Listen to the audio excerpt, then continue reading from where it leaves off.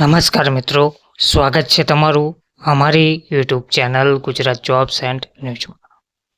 મિત્રો, મહિલા અને બાળ વિકાસ વિભાગ દ્વારા 16/4/2025ના રોજ એક મહત્વનો GR પ્રસિદ્ધ કરવામાં આવ્યો છે.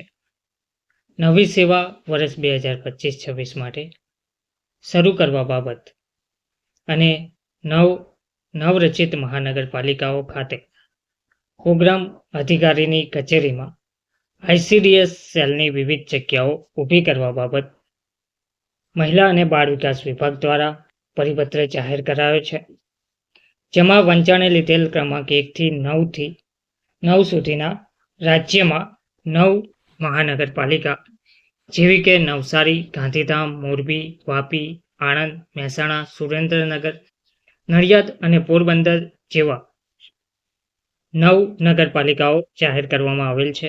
તો વંચાણે લીધેલ 10 થી ICDS નવરચિત મહાનગરપાલિકા પ્રોગ્રામ અધિકારીની કચેરીમાં કુલ 63 જગ્યા ઊભી કરવાની દરખાસ્ત કરેલ છે. કમિશનર શ્રી મહિલા અને બાળ વિકાસની કચેરી હેઠળની ઉક્ત 9 મહાનગરપાલિકા ખાતે ICDS અંતર્ગત કરવામાં આવતી પ્રવૃત્તિઓ કામગીરીને ધ્યાને લઈ વર્ષ 2025-26ના અંદાજપત્રમાં કરેલ જોગવાઈ અનુસાર પ્રોગ્રામ અધિકારીની કચેરીમાં કુલ 63 જગ્યા ઊભી કરવાની બાબત સરકારશ્રીની વિચારણા હેઠળ હતી. તો પુખ્ત વિચારણાને અંતે નીચે મુજબ ઠરાવવામાં આવેલ છે.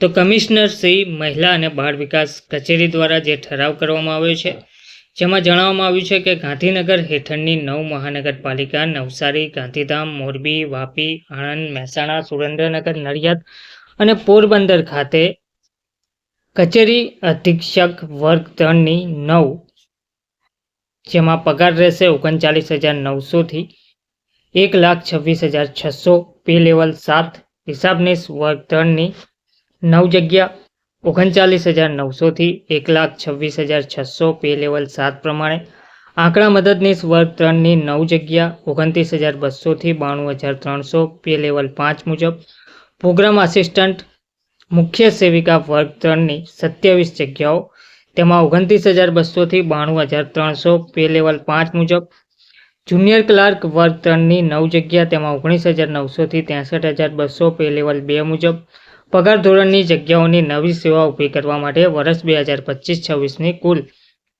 4.7 કરોડ બજેટ જોગવાઈમાંથી 100% સ્ટેટ બર્ડન નીચેની શરતોને આધીન ખર્ચ કરવા માટે વહીવટી મંજૂરી આપવામાં આવેલ છે.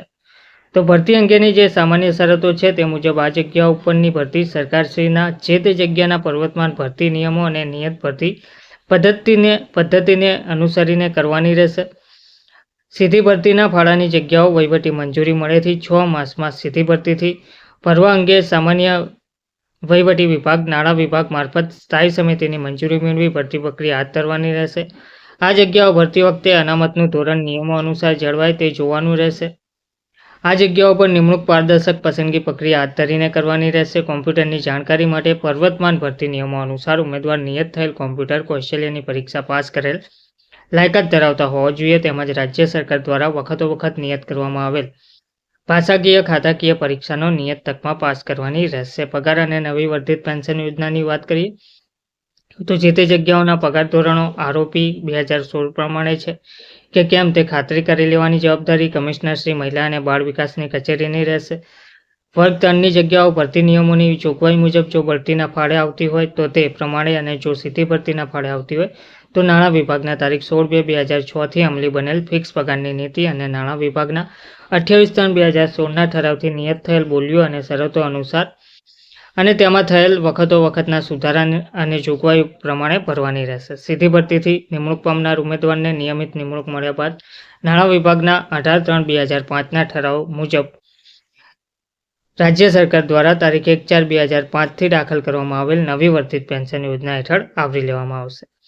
જગ્યાઓની મુદત અને સેવાઓ અંગે જે માહિતી આપવામાં આવી છે તે પણ એકવાર જોઈ લેવા વિનંતી છે. નાણાકીય ઔચિત્ય પણ આપવામાં આવેલ છે.